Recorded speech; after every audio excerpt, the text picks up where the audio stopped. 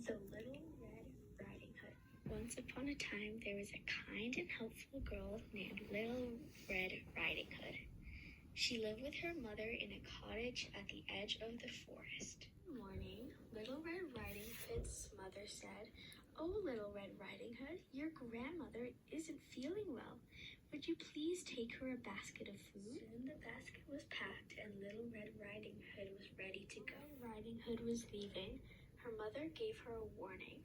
"Be careful in the forest and beware of the big bad wolf," she said.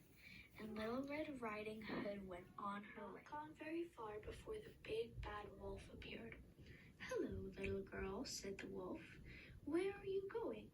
"Oh, just to my grandmother's with this basket of food," said Little Red Riding Hood, and off she went. Little Red Riding Hood soon came to a clearing in the forest filled with flowers. "How pretty," said Little Red Riding Hood. She knew that her grandmother loved daisies, so she picked some and put them in the basket.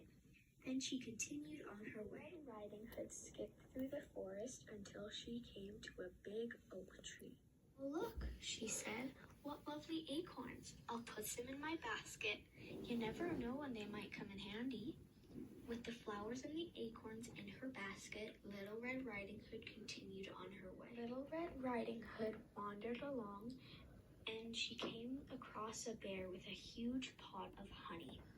"Hello," said the bear. "Can you help me pour this honey into my jars? You can take a jar with you if you do." So Little Red Riding Hood stopped to help the Then, with the flowers, the acorns, and the honey in her basket, Little Red Riding Hood skipped off through the trees. Finally, Little Red Riding Hood arrived at her grandmother's house. "Hello, Grandma," she called. "I'm here with a basket full of nice things." "I'm in my bed, dear," called a voice through the door. It was quite dark inside the cottage, but Little Red Riding Hood thought her grandmother looked a bit different. "Grandma, what big ears you have," said Little Red Riding Hood. "All the better to hear you with, my dear," came the reply. "Oh, Grandma, what big eyes you have," said Little Red Riding Hood. "All the better to see you with, my dear," came the reply. "Oh, Grandma, what big teeth you have," said Little Red Riding Hood. "All the better to eat you with, my dear," said the big bad wolf. He had been disguised as Grandma all along.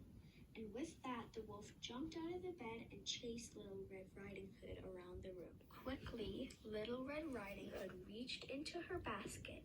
She took out the flowers and waved them under the wolf's nose. The wolf sneezed and sneezed and sneezed, but that didn't stop him for long. So Little Red Riding Hood reached into her basket again. She pulled out acorns and threw them onto the floor. The wolf skidded and slipped and skated all over, but that didn't stop him either. So Little Red Riding Hood reached into her basket for the last time. She took out a jar of honey and threw it all over the big bad wolf. "I'm covered in sticky honey," yelped the wolf. "Just you wait and see what happens next," said Little Red Riding Hood. The sticky honey smelled so delicious that a swarm of bees flew in through the window and chased the wolf out the door. The big bad wolf ran down the road and was never ever seen again. As soon as the big bad wolf was gone, Little Red Riding Hood unlocked the cupboard, and out jumped Grandma. Little Red Riding Hood laid out the delicious food from her basket, and then she and her grandmother had a wonderful feast, and they both lived happily ever after.